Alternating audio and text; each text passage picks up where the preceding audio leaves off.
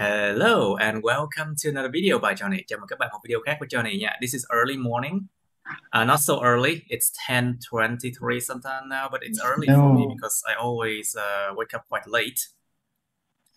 And now I'm going to fix the writing for my students. You can see here that we are working on Cambridge 16 practice textbook. This is test 3 and this is writing test 1. Ở video này mình sẽ sửa bài writing của các bạn học trò mình và mình đang làm cái cuốn Cam 16 practice test. Đây là test số 3 và đây là writing test 1 như các bạn. So basically I have made a video showing you how I did this particular part writing test 1, test 3. So if you haven't watched that, please go up one video on this playlist and you can see that video now. And then you can come back to this, correction of writing video later. Bạn nào mà chưa coi cái video mà hướng dẫn cách làm cái Cam 16 test 3 writing test 1 này á, thì các bạn để lên một cái video bên trên cái video này trong cái danh sách phát á, playlist á. Xong rồi sau đó xem xong rồi hãy quay lại video này nha, để coi là mình sửa bài học trò mình như thế nào. Okay. Now, so basically, this one is about Southwest Airport. Moment. So this one is about Southwest Airport, and this is now and after development. Okay, and you can see the plans below show the site of an airport now and how it will look after redevelopment next year. Hai cái hình vẽ này bên dưới này nó show ra được, nó chỉ ra được cái vị trí của một cái sân bay bây giờ và ngày nay, và nó sẽ nhìn thế nào sau khi được phát triển trở lại, được gọi là sửa chữa, tân trang, sửa chữa, làm mới lại vào năm sau. And of course, task 1, they always ask you to summarize information by selecting and reporting the main features and then make comparison where relevant. Task 1 lúc nào cũng đòi hỏi một điều tương tự, đó chính là tóm tắt thông tin bằng chuyện lựa chọn và tường thuật những cái ý chính và so sánh những nơi nào mà có liên quan. So basically, you can see here, this is my online class. I cannot move this thing. I cannot move this thing very much. Okay, I can move now. So 3 students are in my class now, luckily. In this COVID time, still have students. John is a lucky guy, huh? Anyway, now, so we have Mr. Yoon and Mr. Bang. Well, Mr. Bang is a new student in my class now. He scored well in his entrance exam at my test. He passed my test quite successfully. So now he's in this class. Bạn Bằng làm bài test khá ổn và bạn Bằng đã vào được lớp luyện đây. Anyway, so Mr. Yoon, let's do it now. The map illustrates the redevelopment of Southwest Airport. Plan to happen in the near future. So you are using a contraction of relative clause. Đang dùng cái sự mà rút gọn mình để quan hệ, contraction of relative clause, hả? Yeah. Redevelopment of Southwest Airport. Plan to happen in the near future. Okay. Plan to happen in the near future. Okay, good. It looks good. But you use the word, okay, you can use the same word again, no problem. As long as you do not repeat that word so many times. Thì sao các bạn đừng có lặp lại một từ quá nhiều, thì các bạn có thể dùng lại y chang cái từ trong bài cũng được, no problem. Không cần phải paraphrase hết đâu. You do not need to paraphrase. You do not need to change every word, okay? You can just change a few words, it's okay. And is this a map? Of course, this is a kind of a map too.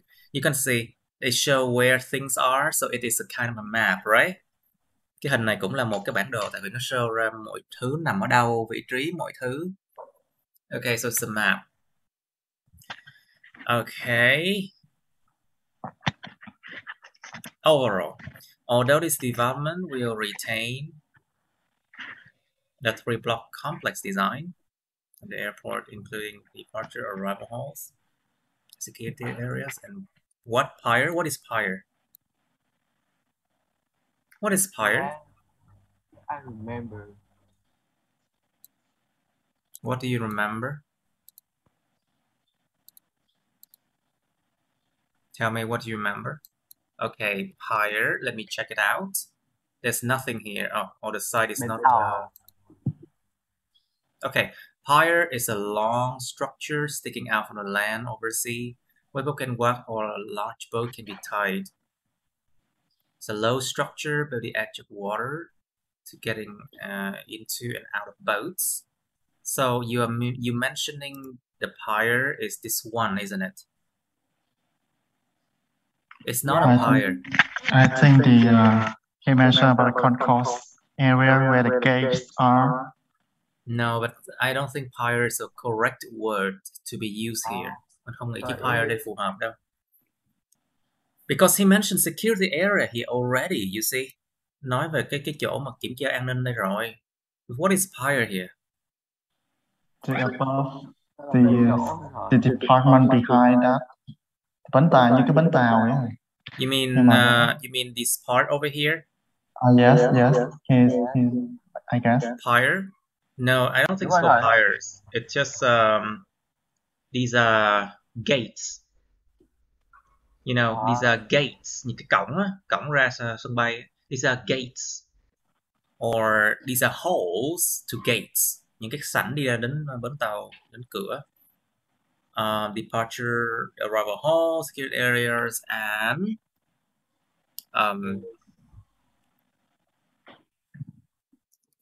holes leading to gates. You can say hole leading to gates. Okay. Even though here you're repeating the same word holes, I think now let me use another word here. Sảnh hả?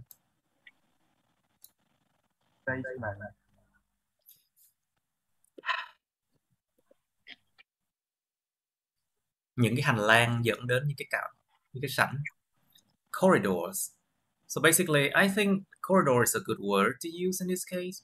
Look at this one. Because actually, you know, people have to walk along this corridor a lot to reach the gate, isn't it? Oh yeah. Con người ta phải đi dọc xung quanh những cái hành lang này rất nhiều để đến những cái cổng mà họ muốn. I mean, these are actually corridors that people can walk around, I think. I think so. Basically, I think you can use the word corridor. I think. Okay. Can I use basement? Sorry. Can I use basement? These are not basement because these are, you see, these are basically on the ground floor. These are not in the basement. Okay. It's on the same floor. Cái này nó nằm ở trong cùng tầng nha, chứ nó không phải nằm ở tầng hầm đâu nha. Dạ.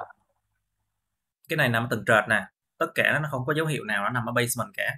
There's no sign that these things are basically in the basement. So no, it's on the same floor. Okay, on the same floor. And corridors into gates.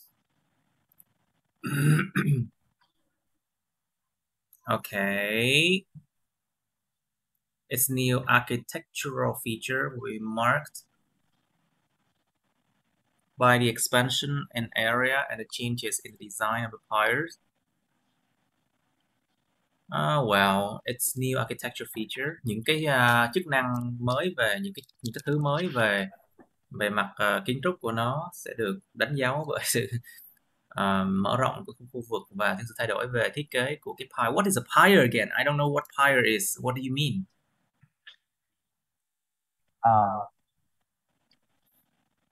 Thầy sợ con cái pyre nó đúng kiểu cái pyre vừa nãy thầy, nhưng mà do mention lại thế nên là phải đổi nó đi. What do you mean? Kiểu vừa nãy đây có ghi pyre thầy. Yeah, but pyre here is not it's not like something that is suitable for this one, you know. Cái chữ pyre rất phù hợp với cái chỗ này đâu, nó đâu phải là cái mà em đang muốn nói đâu. Design of what? This is not a harbor, okay? Cái này không phải là bến cảng hay là cái chỗ cập bến hay gì cả nha. Yeah. I mean, this is not like a harbor that boats will be in there. This is airport. It's a bit different, you know. I think. Anyway, so maybe use a different word, okay? Okay. You don't have to say in the design of something. Because here, you mentioned all the thing over here already. So when you say marked by the expansion in the area and the changes in the design, then people know exactly that you are mentioning the changes in all of these areas. Tại vì cái chỗ khúc trên này em đã nêu ra tất cả những cái vị trí thay đổi nè, những cái chỗ này thay đổi nè, cho nên là khúc cuối này mình chỉ cần ghi là được đánh dấu bởi sự mở rộng về khu vực và diện tích và những sự thay đổi về thiết kế, là người ta biết là thiết kế của cái gì rồi. Okay. Because in the same paragraph you mentioned things already, many things already. So now you don't have to say in the design of the something again, okay? Avoid repetition, tránh lặp lại, không cần thiết. Avoid repetition, okay? So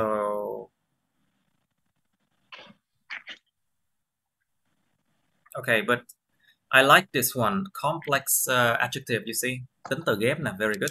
Sẽ giữ lại cái thiết kế có phức hợp 3 block, phức hợp mà 3 khu vực. So the 3 block complex design. Oh, so you mean 1 here, 2 here, and 3 here. So now it's still 3 areas, 1 here, 2 here, and then 3 here.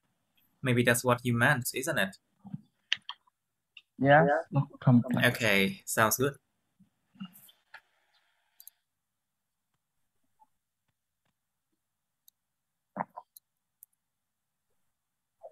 Okay, now, while the departure or arrival halls will undergo no significant changes in architecture, the number of zones in these 2 halls. Lặp lại chữ halls à? You repeat the word halls again.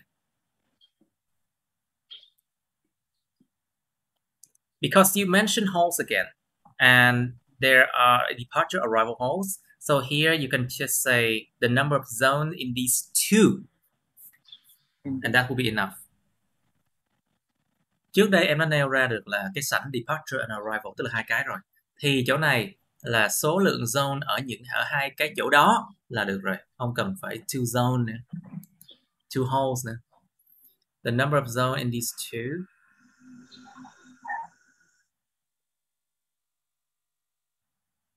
Or if you want to make it more clear, you can just say it is 2 places. Có thể nói là dùng cái số lượng zone như cái số lượng vùng ở những 2 cái chỗ nơi chốn đó, hai cái nơi đó, tức là 2 cái halls. You can say these 2 places and replace the word halls here. Increases over 2-fold. Wait. 2-fold, 3-fold. Let me check. Is it together? Có viết cùng nhau không? Okay, it's together. Good. 2-fold. So it's an adjective when it's 2-fold. Okay. Yes. Okay, good.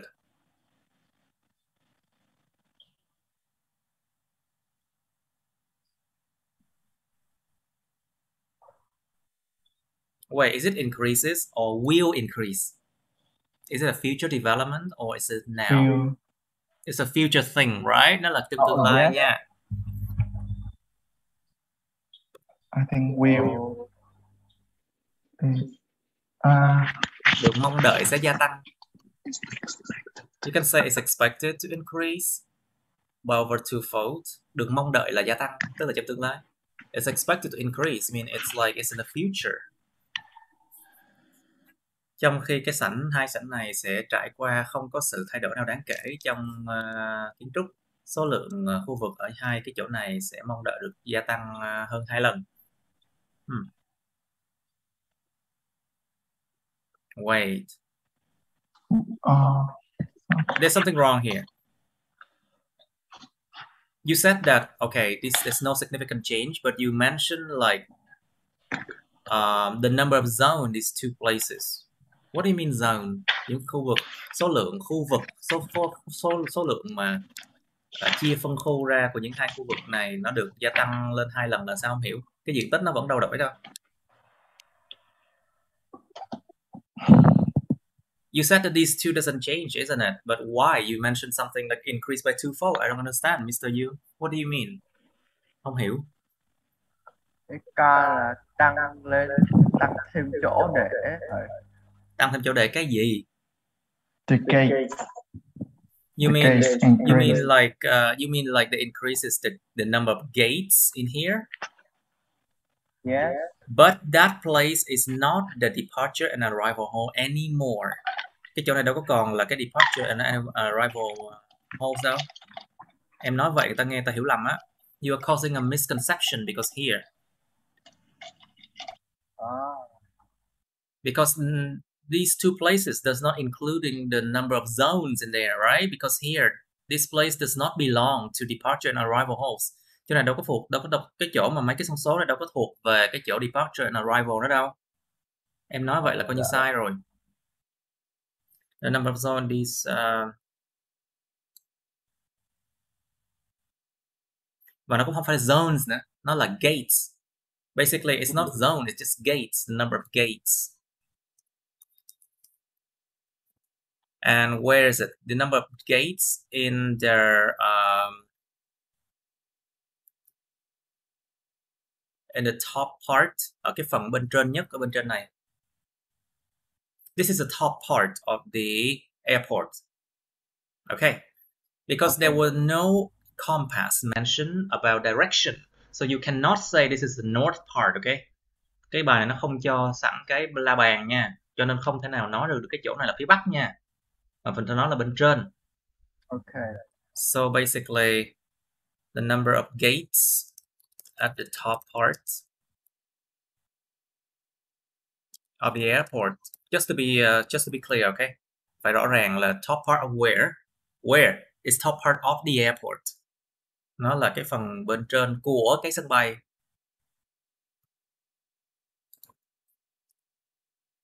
Is expected to increase by over more than twofold. Actually, it's more than twofold because 8 to 18 is 2.25.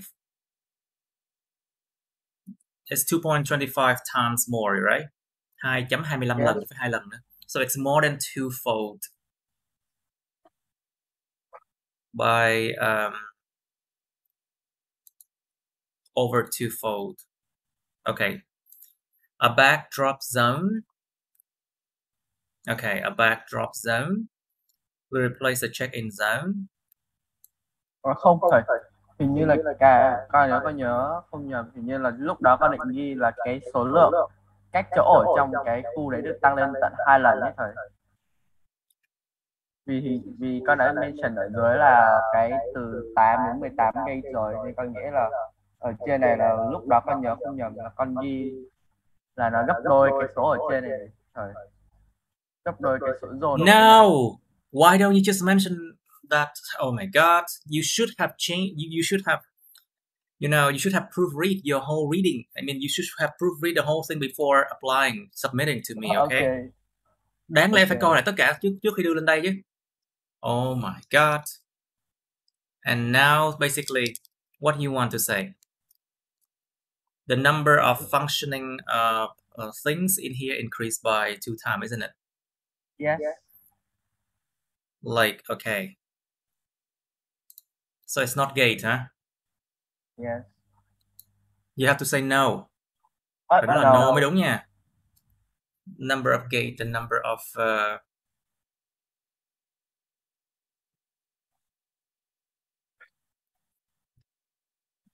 so what are these things? Backdropped and other things here. Check-in, cafe, and so what are these things? No. Services? I think they're services. The number of services. Những cái dịch vụ, số lượng dịch vụ. The number of service zone or services is expected to increase by twofold.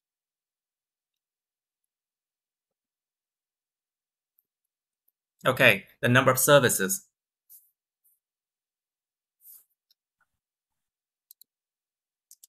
And facilities, just to be sure, okay?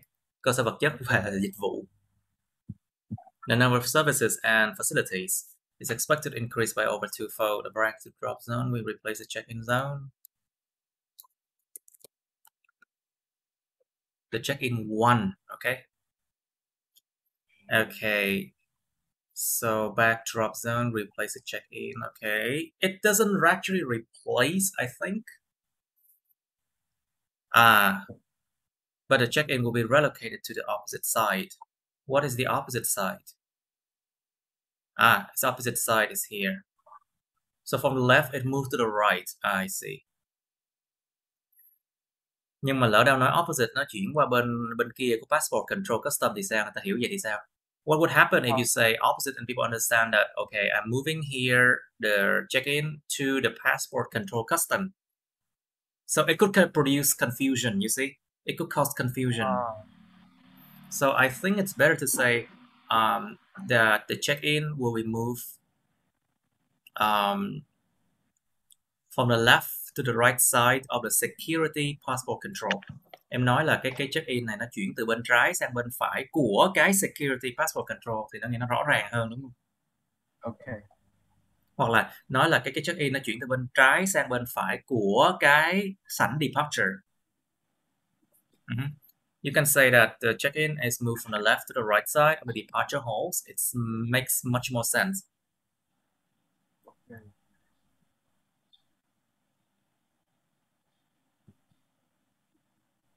To the right side of the departure hall of the departure hall. Okay, this hall is a bit far from the first hall that we use, so I think you can use the word hall again here. Cái chữ departure hall này nó hơi xa với lại cái chỗ đầu tiên mình dùng chữ hall rồi, cho nên là mình nghĩ cho ổn, sẽ ổn thôi. Okay.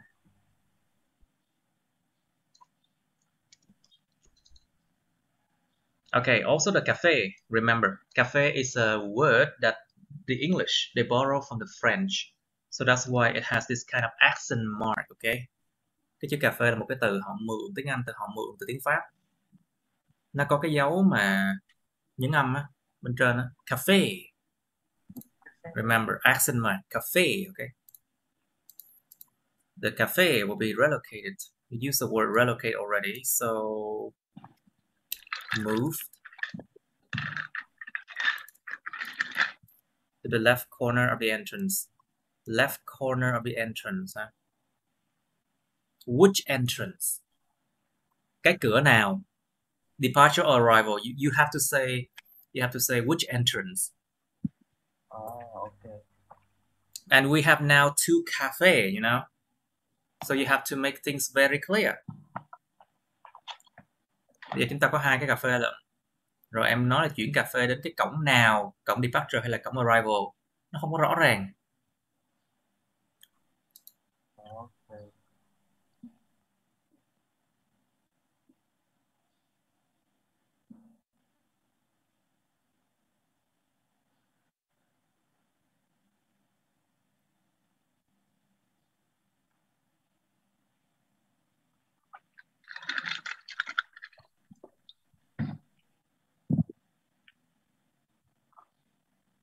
Okay, but anyway, you're mentioning departure hall now, so people may understand that the cafe here is at a departure hall already. Mình đang nói về cái departure hall, cho nên là có thể là người ta hiểu cái cà phê này nó nằm thuộc về cái departure hall này. Okay. Okay, now let's move to another one. There will be an expansion in the area of the arrival hall. Okay. With a car hire zone being established on this new ground. Okay. On the same side of the car hire zone. Lặp lại nè. Repeat this word now already.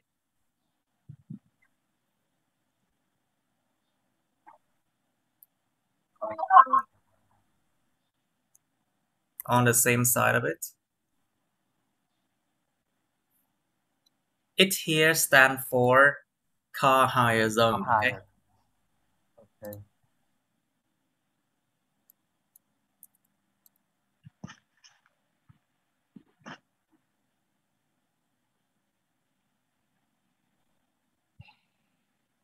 a cafe, and an ATM. Well, an ATM is actually a small one. You don't need to use the word zone again. It's just a small place. Feature or facility should No, be used. you don't have to say it. Isn't it? ATM is a machine. It's just a machine. It's not like a big place anymore. You don't need to use the word zone, okay? Nó là một cái nơi nhỏ thôi, cà phê và một cái ATM là một cái nơi nhỏ, không cần phải dùng chữ vùng đó. Cái chữ zone ở đây đâu. Can we use the facility or feature or what word? You can What's use the right word to cafe use? and ATM will be added. It's enough. You don't need to say a cafe and ATM feature or a cafe and ATM facilities. You don't need that, okay? Too much. Okay. Quá nhiều. Không cần phải quá nhiều phức tạp như thế. On the same side of it, a cafe and an ATM will be added. You mean a new cafe? Because you have to establish like the new cafe and then the old cafe, right? So if you say a cafe, people don't know exactly which cafe you're talking about, right? Chúng ta có một cái quán cà phê mới, chứ không phải mình phải có cái chữ mới này nha, để nó phân định với cái quán cà phê cũ. Chứ không người ta biết được là quán cà phê nào mà đang nói về quán cà phê nào. Yeah. Okay. The corridors, những hành lang, the corridor will undergo a remarkable change in design terms. Những cái hành lang sẽ trải qua một cái sự thay đổi rất đáng kể về khi mà nhắc đến thiết kế. Bearing a Y-shaped architecture. Wow, nó mang một cái kiến trúc có hình chữ Y. This one sounds good, resulting in its area being expanded significantly, dẫn đến cái khu vực của nó được mở rộng một cách đáng kể. Wow, I like this one, you know. This one sounds like a band 7.5 writing. Này nghe như là band 7.5 nha. But only if the other part in your essay are equally good. Chỉ có khi nào mà tất cả những phần khác trong bài essay của em nó đồng đều cái band điểm đó thì em mới được 7.5 thôi. Like for example, if one sentence it's like band 7.5, the other sentences you have so many mistakes, like here, over there, band 6. Then you will get what? Band 6 only. Một câu mà 7.5, các câu khác có band 6 thôi thì em chỉ được band 6 mà thôi nhé. Okay. So you must be able to write sentences in a way that all the essays are quite equal in terms of like, you know, the band score. Phải viết làm sao cho cả cái bài essay, tất cả mọi câu cú nó đều phải ngang hàng về cái điểm số. Dù câu 4 chấm, câu 7 chấm thì vẫn 4 chấm thôi nhé. Đó là lý do tại sao mà nhiều bạn cứ đắp những cấu trúc mà phức tạp vô, chấm cao, nhiều chấm cao vô. Cuối cùng vẫn được điểm, thấp, vẫn 5 chấm. Là như vậy đó.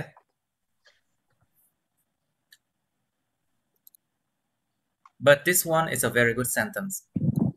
Câu này rất tốt đấy.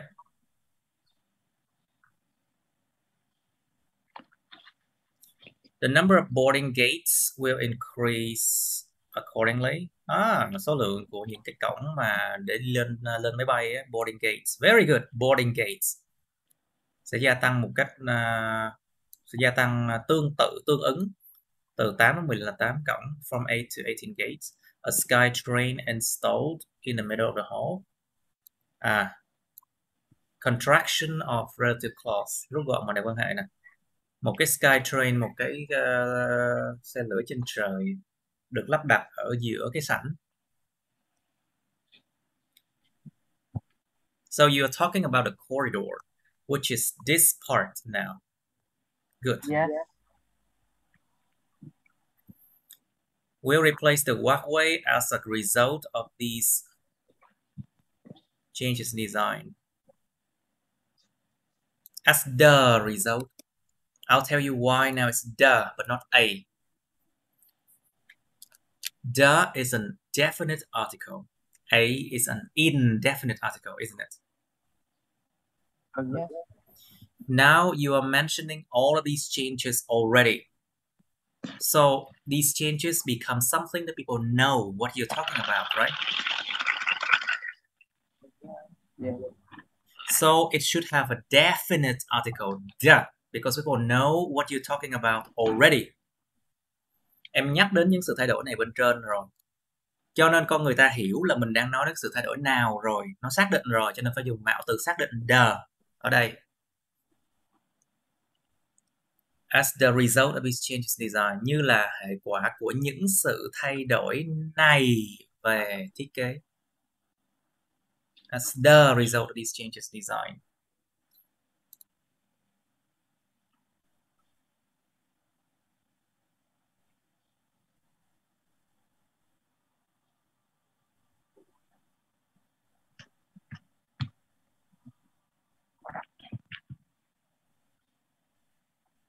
Okay, sandwich. Oh, wow, you use the word sandwich between, you know, wow.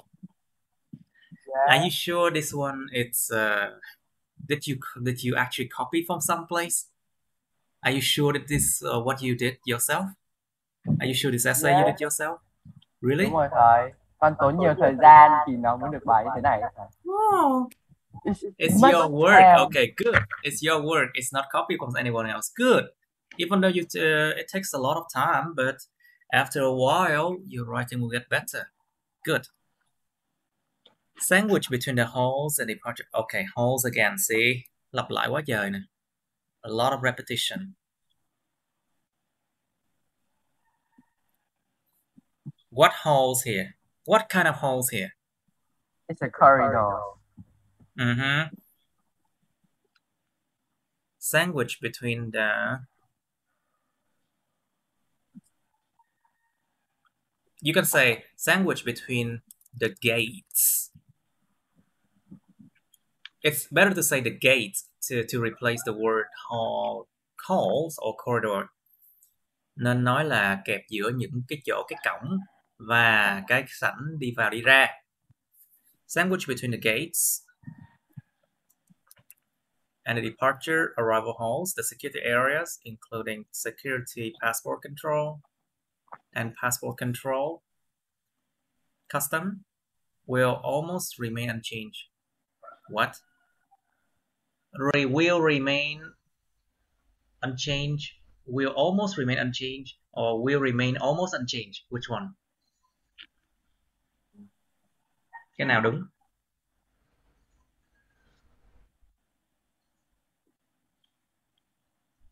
Remain almost unchanged, is it? Will almost remain. Remain Almost in is the a middle. what kind of verb? What kind of word is this one? Is it an adverb? Is it a preposition? Is it It's what? an adverb. It's an adverb, right? So it should be here. Adverb should be Will in the remain middle. almost unchanged. See?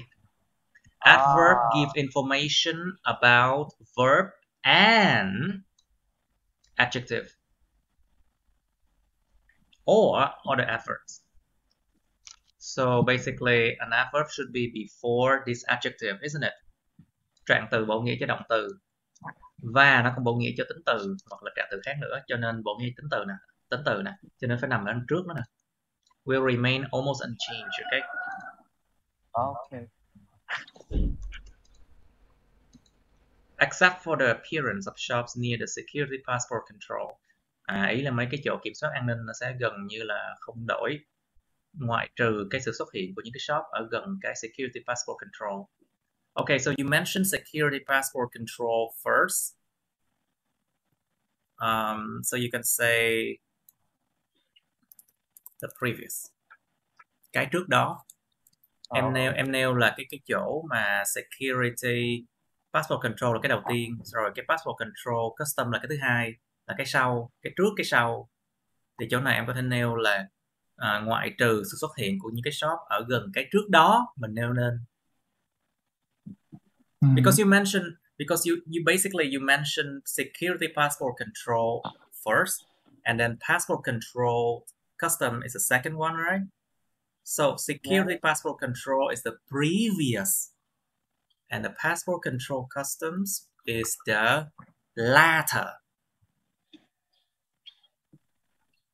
cái trước cái sau, cho nên là cái này là sẽ ghi là sự xuất hiện của những cái shop gần cái trước đó, except for the appearance of shops near the previous. Okay, good. A lot of problems with this paragraph, but this paragraph seems much better. Okay. The last paragraph seems much better. Đoạn cuối nghe có vẻ ổn hơn rất nhiều, mặc dù cái đoạn giữa là tập lâm đó. Anyway, still a lot of work needs to be done. You're not reaching band 7 yet, okay? You are Yes. halfway there, but not there yet. It will take at least, I think, 4 months, at least, until you can 4 reach. months. Oh my god. What?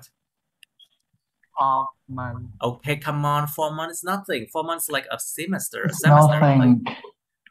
Có cái học kỳ có nhiều đâu, trời ơi là mới ghê. 4 tháng có học kỳ chứ nhiều.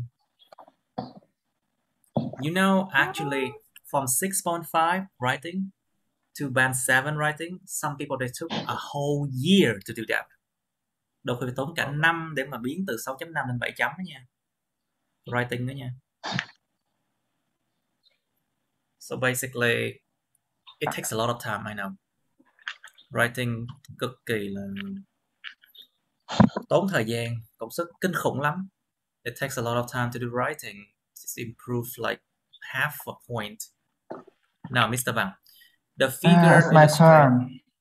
Yes, your turn now. The figure illustrates the current condition of the Southwest Airport and how we'll look after transformation next year. Tình trạng hiện tại của Southwest Airport và nó sẽ nhìn thế nào sau khi mà sự biến đổi hình dạng vào năm sau. Transformation. So you transformation next year. Okay, we can use the transformation. I think a transformation. Should I we think a use transformation because this one is the first time you mention a change, isn't it? Đây là lần đầu tiên mà các bạn nhắc đến một cái sự thay đổi nào đó, một cái sự biến đổi hình dạng nào đó. Lần đầu tiên nhắc tới phải dùng mạo từ không xác định a. Oh, okay. The first time you mention something, you need to use an indefinite article, a. After a transformation next year. Tại vì cái đề em thấy không có này, nên là thấy không có để một từ nữa. Or if you don't want to, you can just eliminate it, no problem. Không thích thì bỏ đi. Okay, fine. Okay, because of it, if the title doesn't contain a or the, then it's fine. Yes. You don't have to do that. Optional. Optional only. Okay. Overall, the airport will have some improvements in terms of building structure. Some structures as plural structures, I think, as building structures. Do you mean like the general structure or different structure? Ý em là cái chữ cấu trúc nói chung hay là nhiều cấu trúc? Yes. Sure. What? Like many structure. You meaning many structures, right? This one I think one structure, but it expands only. I think this one it's a general meaning of structure. Okay. Nghĩ đây là cái chỗ này là cái chữ structure nói về nghĩa chung của chữ cấu trúc thôi. So should not have an S here. Because I have a doubt on it, so I just want to clarify with you.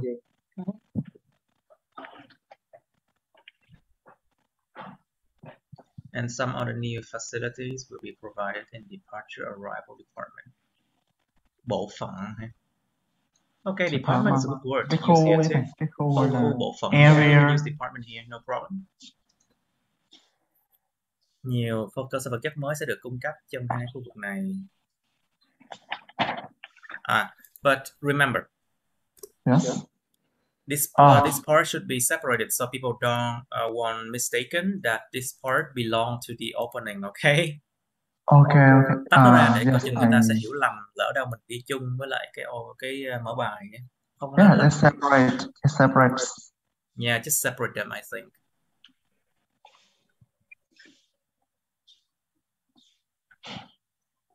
Currently, the airport has a single gateway.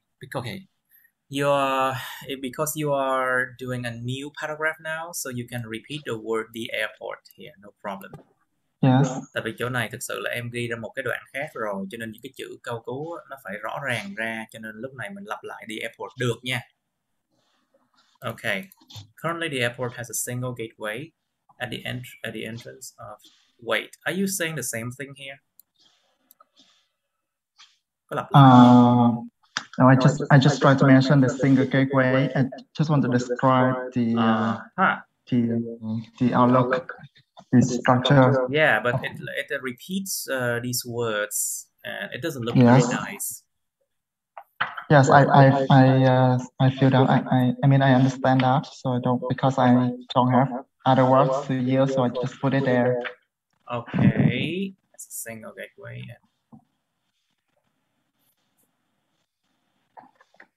Okay, so basically one single gateway at each departure or arrival, right? Each of them, right, has one gateway, isn't it? Yes. Of each departure. Has a single gateway at the entrance of each department.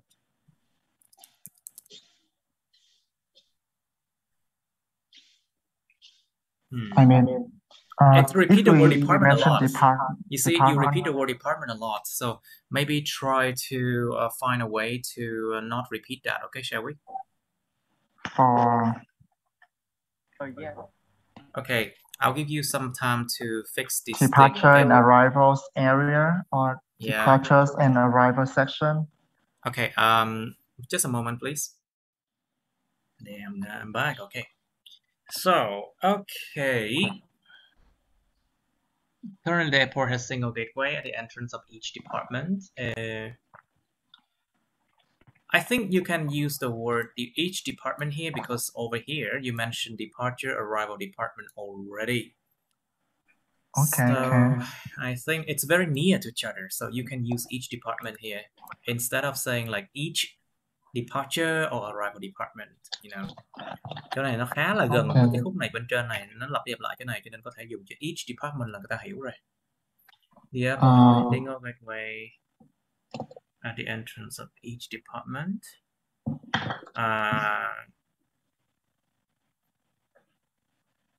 A check-in counter, left side, and a cafe. Remember, cafe with an A. Or you can use the word coffee shop. Coffee shop. Coffee shop is another word for cafe. Okay, you can use the word coffee shop. Okay. Có thể dùng chữ coffee shop hay chữ cà phê cũng được, mình muốn cà phê. Provide the departure one. Because you mentioned departures with S. Oh yeah. Here I use the word one because I do not need to repeat the word department again. Okay. Okay. Không cần lặp lại chữ department đâu. Cái departure chứ không phải là chỉ cần ghi là cái departure nó cung cấp. The departure ones provide a check-in counter on the left side, and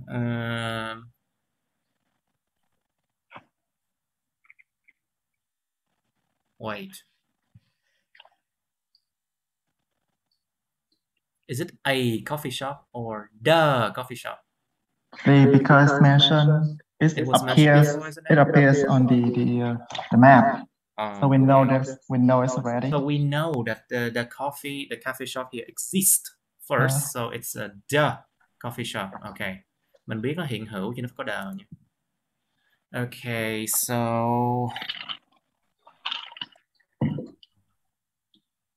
and the coffee shop is located on the opposite. Is it while? Sorry, I can't hear you. Is it while? Are you sure? And trong khi tại vì đang nói về cái departure thì okay. Trong khi đó là It's located cái under the opposite. cái đến là nó trống rồi. While the Có thể dùng arrivals department is empty. Okay. You can use the word department again here, no problem. once. Okay. Because it's quite far from this one, I think. Or maybe it's better to just replace it. The other words. Yeah, just say another word.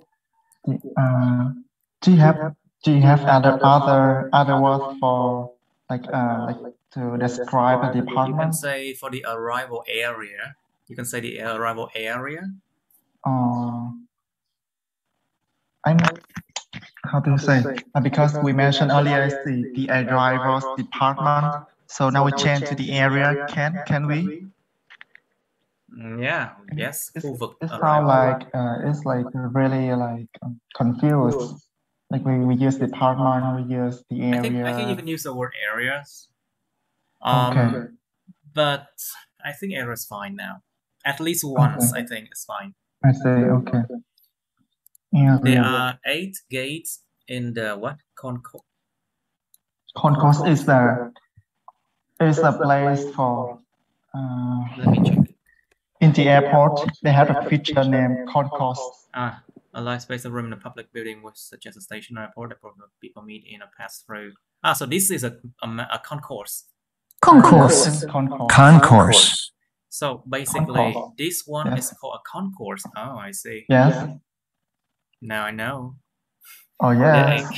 I didn't know that at first. In the concourse with the walkway on the left side. Wait, is it on the left side? Are you sure? Yes, it's in the left side, I guess. So it's on the left side, all the way on the left side.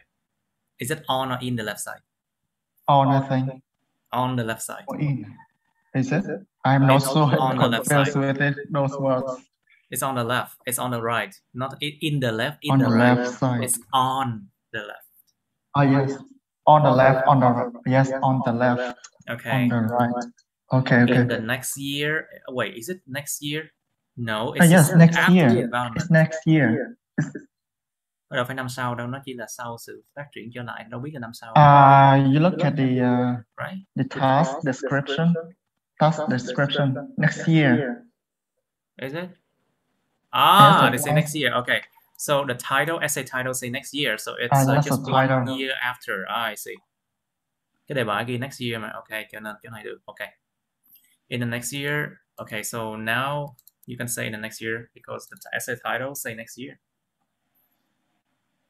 So the airport will have a double gateway.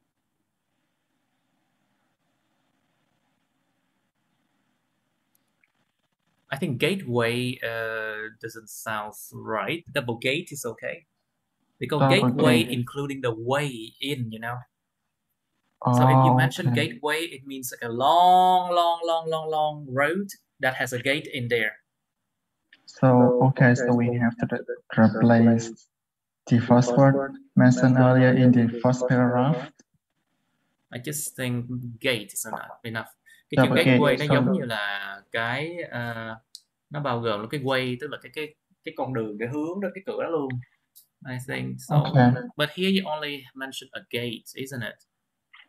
Nó chỉ có cái cổng thôi. Only the gate. Therefore we have a double gate at the entrance of wait. So kindly like fix the first word, the single gateway at the top, the first paragraph. This one? Yes, a single gate.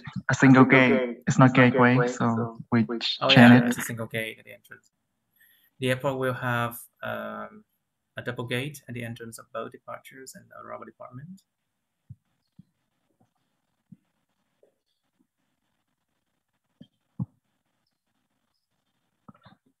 Because it's a new paragraph, so I mention the word, it's okay. I mention the word departures and arrivals again. Arrival departments. I think as the entrance of each departure and arrival department sounds better. Of each. Each, mỗi một cái đều có một cái cổng. I think each is a better option here. At the entrance of each departure and cho arrival cả hai. department. Double gate entrance. At the entrance But of each each. is only one. Okay. Each is only one. So sounds better.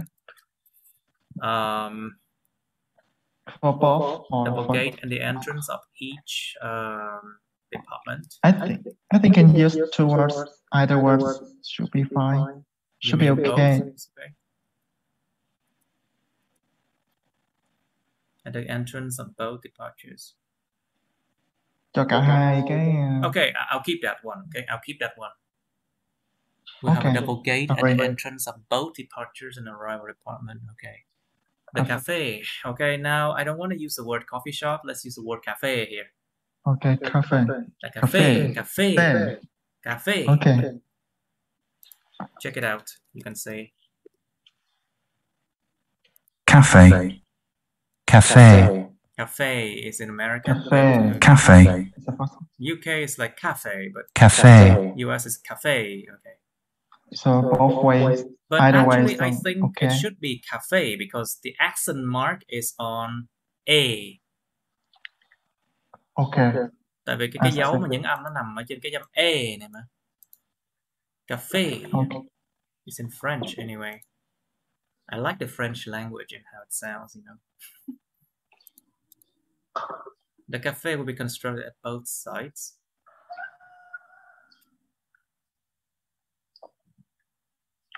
Wait, so one cafe is relocated, one cafe will be new.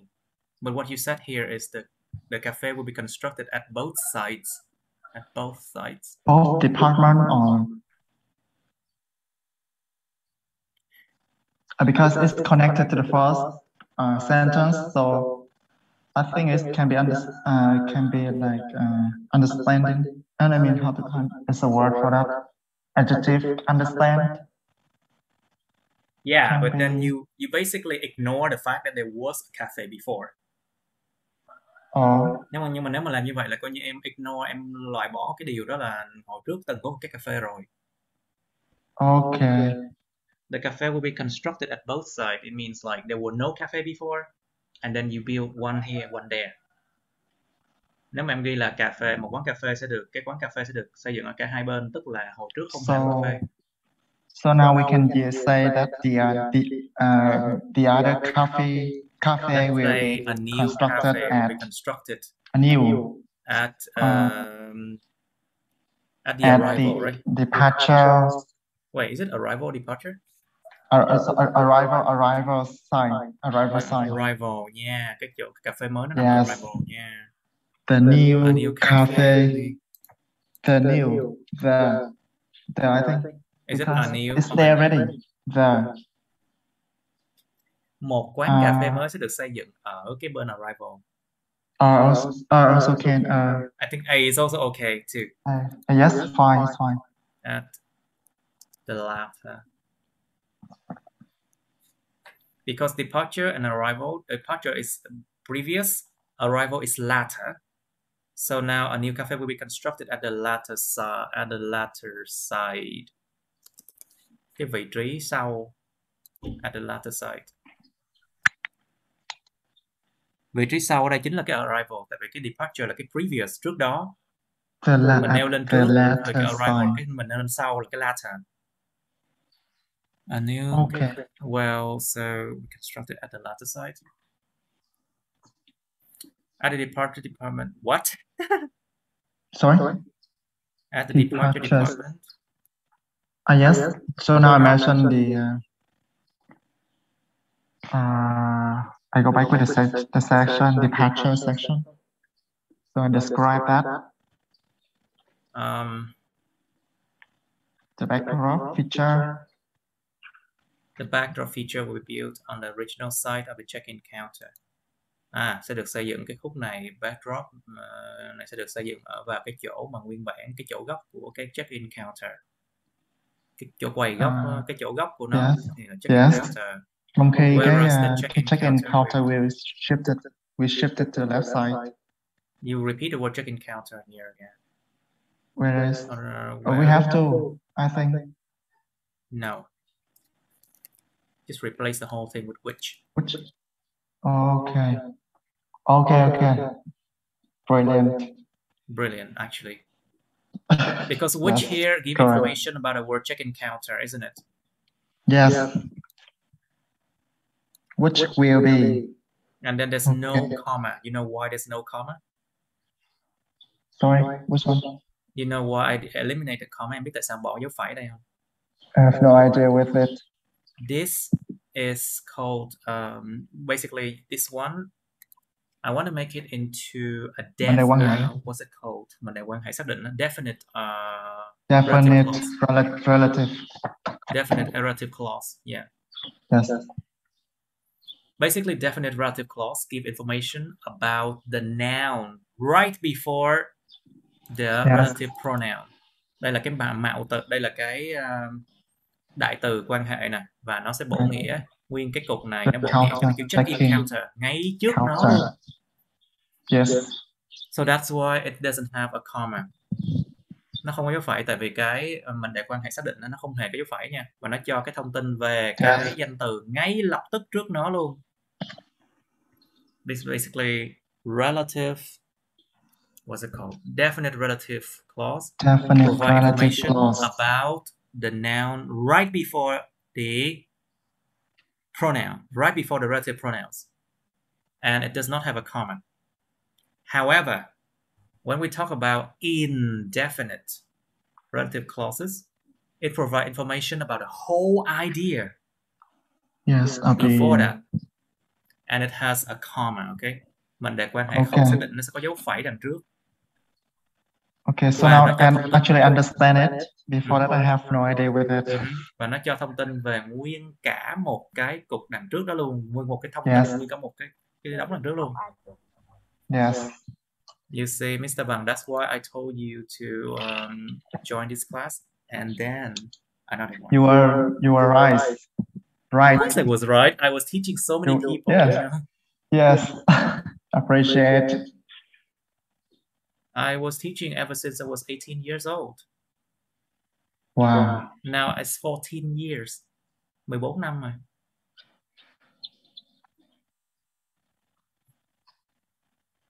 I'm not so sure what we do after teaching.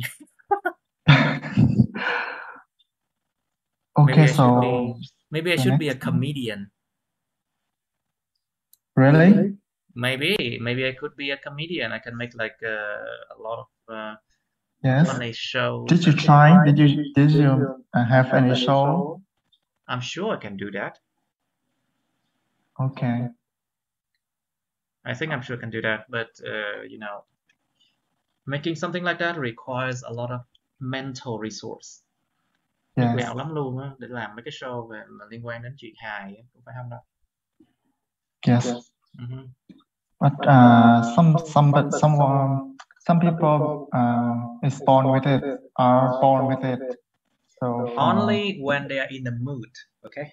Okay. When they're in a mood, you can be extremely funny. But when you're not in mood, no way. Just the backdrop feature will be built on the original side of the check-in counter, which will be shifted to the left side. Cái backdrop nó sẽ được xây dựng vào cái vị trí nguyên góc của cái quầy check-in, mà quầy này sẽ được dịch dời vào bên trái. Yes, and the shop will be erected. Wait. Logical. I think this one is something separate, all right? No, it's the shop it's connected because it's the same. Like I mean, it's the same section. Okay. So the check-in account counter and because I think and because this part is a bit separate compared to this part. Cái khúc này nó giống như là nó tách biệt ra về ý nghĩa đó. Cho nên dùng chữ and đi. I think use and because this part seems a bit separate. Okay. Or we can start a sentence there and start a new sentence again. No need and. Okay, we can just start a new sentence here. Then the shops will be erected behind the security. Can I use the word behind there? Erected behind the security passport control. I think besides Because we don't know Beside. exactly what is in front, what is behind, right? Mình đâu có biết được thực sự rõ ràng cái nào là đằng trước, nào là đằng sau đâu, right? Mình nghĩ là bên cạnh là một cái từ nghe nó ổn hơn. Bên cạnh đi. Maybe besides. Oh no, beside. Okay. Directed beside. Mấy bạn nhớ được chưa? My opinion is that when we mention the entrance, the entrance in the battery entrance, and we mention about the other facilities inside, and we go back to the others. Yeah, but it's not clear what is in front, what is behind, you know. Thực sự cũng không rõ ràng là lúc nào là cái trước, cái nào phía sau. Nó không có rõ ràng cái nào trước, cái nào sau như nào. Về cái vị trí, cho nên là nằm bên cạnh thì nghe nó ổn hơn. So I understand that. I understand. Yeah, I think beside sounds much better. But remember, beside without S means like it's physically beside something, next to something. But beside with S means like you are saying something, you're mentioning something else. Cái beside mà có S tức là mình nêu ra một cái gì bên cạnh đó, nêu ra một cái điều khác. Nhưng mà cái beside không S nó là bên cạnh theo cái kiểu mà vị trí vật lý á, là mình đứng bên cạnh cái gì đó, next to cái gì đó, khác nhau về ý nghĩa nha. So beside and besides are different, remember. The shops will be erected beside the security passport control. Được dựng lên bên cạnh. At the arrival department, ATM and car hire features will be available. Okay. Will be available or will be provided. I think available should be the word. Will be available is fine. It's okay. Okay. The security control, passport control will remain unchanged. But I think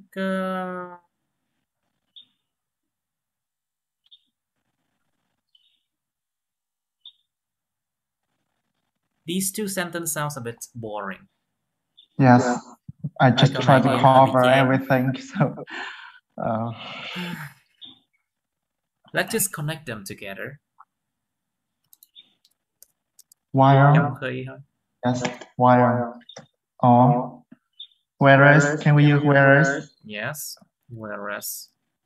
Whereas will remain unchanged. Okay. Because the whereas. Don't worry about this one. Don't worry about this one, okay? Sorry? Don't worry about this part, okay? Okay. The concourse will be expanded and increase the number of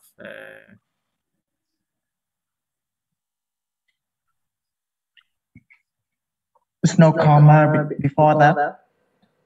Whereas the security.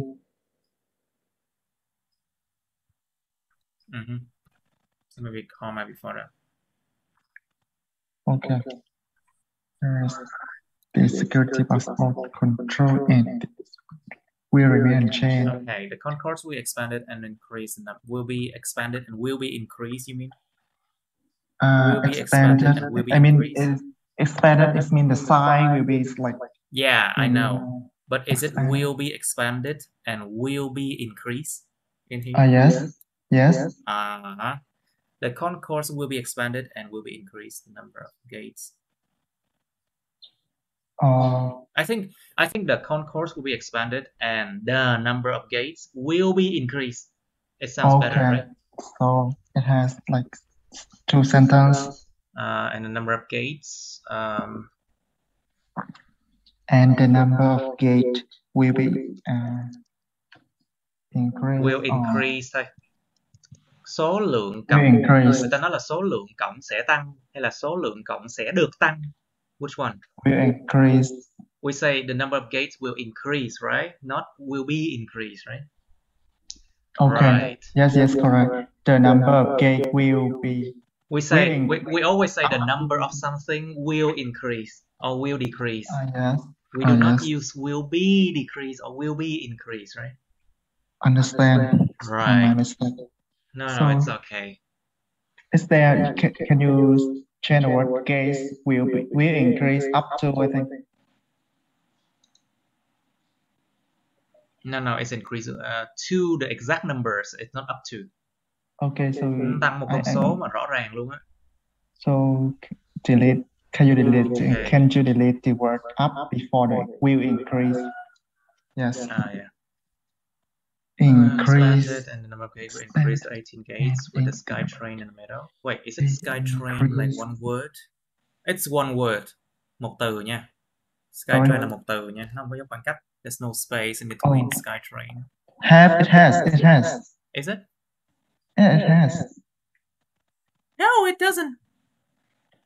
No, it's in the book. I refer to the book. What? It has. Wait, let me check. Check. No, I mean it's from the book. The description in the book. Wait, so did I forgot to add the space in between now? Yes, based on the book, it said that it has space between. Okay, fine. Could you check it later? Maybe my book is not really good because I bought it in illegal photocopy shop. It's a illegal copy. Anyway, version, you know so what? I'm not sure whether it's correct or not. I copy from the PDF these pictures very well, so I'm sure it's without the space. Okay. We can check it. What is SkyTrain? We can check it. Yes. See, it's no space. It's no spare. No space. Yes, agree with it. Agree with you. SkyTrain, schedule, SkyTrain, no space. No space, không có khoảng cách nha. Okay, and number of weight will increase to 18 gauge with the SkyTrain in the middle.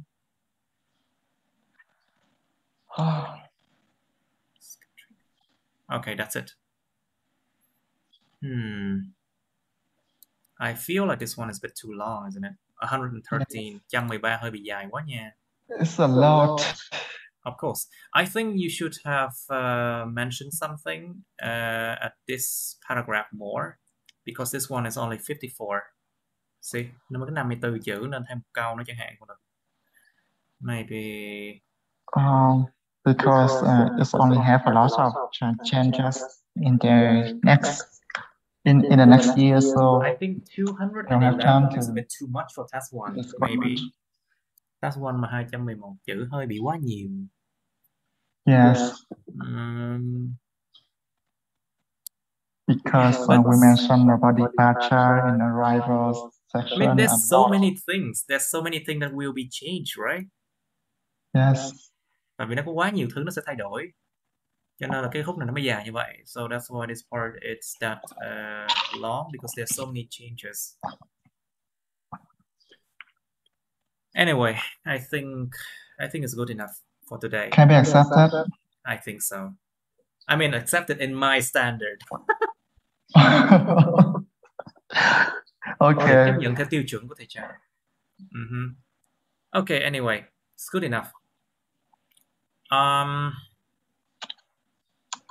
Right. Okay. I think we can end it here. And you have any question before I end the video? Just want to know is how much I will score. This one after you mean after or before we fix this? I think before that. Okay, because you repeat a lot of words, so maybe it's band 6 or 6.5, maximum 6.5. Okay. But I think band 6 before.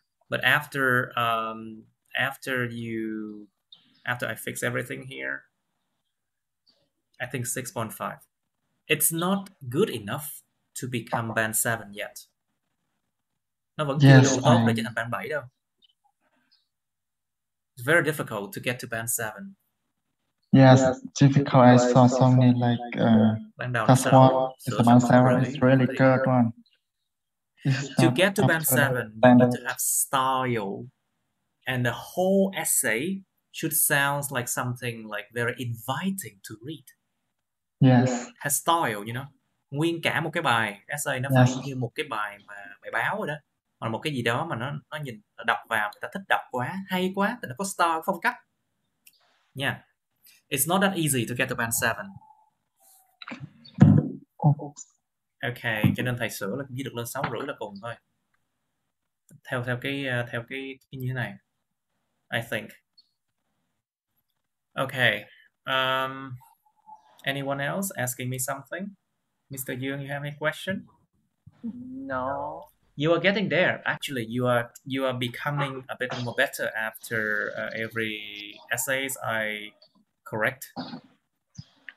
Wow. But it will take a long time, trust me, to get to band 7. Tốn thời gian hơi lâu á để lên từ 6 lên 7 đó. Anyway, no question? Yeah, no question. You have to say no, okay? You have to say no. No question. Yes, Không phải no. là yes No là question for You have that. to say no, no question. Okay, now I'll end the video here.